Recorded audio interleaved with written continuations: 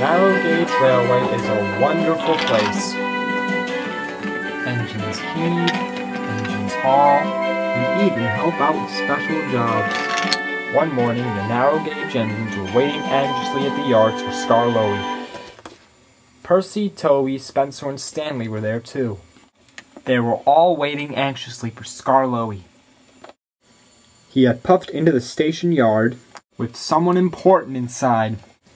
It was a film director. He walked up quietly to the little engines and examined them. Perfect, he said.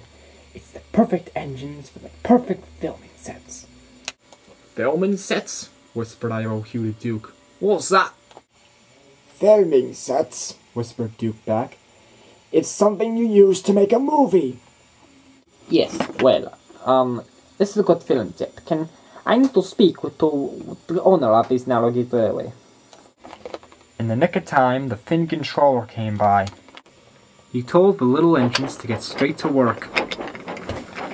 He told all the engines except for Skarloey to get to their new jobs for the day.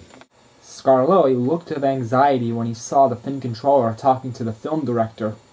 The film genre was going to be a documentary about engines. The director asked the fin controller to sign a few papers. All of the engines must work extra hard to get the props needed for your film, said the fin controller.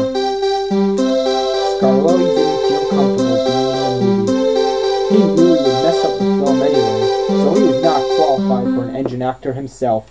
He told everything to Percy and Toby a few minutes later. Well, Skarloey, said Toby, you can't always be in a film. The other engines might want to be in this film really badly, but then in the end, they won't find out what the genre is until the last minute. That's right, said Percy. Skarloey was worried. Excuse me, please, said Sir Handel, after engine popping by. As minutes and minutes went by, Skarloey saw every single engine on the narrow gauge railway talk about the movie and their roles. His driver understood this and spoke kindly to Skarloey. It's okay if you don't want to be in the film, Skarloey, he said. Just be yourself. You do a fine role in the movie, even if you don't want to be in it. People will think you're famous. Well, you are famous now because of the railway series, but you'll be even more famous when they find out that they've made you into a documentary about railways. That made Skarloey feel better. Later, it was time to start filming for the movie. First, the director was going to film some shots of Rusty. He was going to show them how a sidings diesel should work. God, I'm sorry, Rusty, but try it again, please, but please be more gentle. The director was getting some good shots. Duncan came out of nowhere. Wow, look at me, perfect for this movie, he said. No, I am. Talking to Rusty. Fill me, Mr. Director, sir. I'm suitable enough for this film, said Sir Handel. Stop your bickering, scolded Duke. Only someone suitable and old like me can be suitable enough for a documentary. No, I came here first. I was named after an engineer myself, said I.O. Hugh. Let the film be about me. Stuff and nonsense, said Duncan. This film not big enough for the three of us. Then there was trouble. Fearless Freddy came up. The bickering between the three engines had caused some great trouble. Oh dear, boomed Freddy. Now I'll never be in the film. The fin controller came up quietly and spoke to all of the engines, except for Skarloey. This bickering has caused confusion and delay, he said. Now the film director will have to delay his film until its international release date because of this wreck. I hope you are happy with yourself because this film might win itself a Razzie. What's that? asked Duncan. A Razzie is a film award that goes out to the worst in picture. I hope you're happy with yourself, Duncan. Everyone else? Then the film director and Mr. Percival came up to Skarloey. Skarloey, you look suitable enough to be in the movie, he said. I want you to be the star of the movie. And yet, you look suitable enough to be the perfect engine for a documentary. We will go all around the beautiful sights of the Skarloey Railway.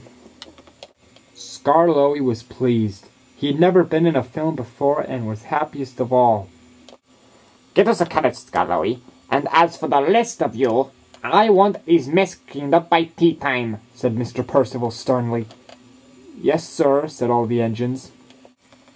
And Freddy will have to go to the mainland to get his boiler fixed and his buffer beam mended. We can't have a really useful engine with broken parts. He has to go to the mainland. That is where he must be fixed.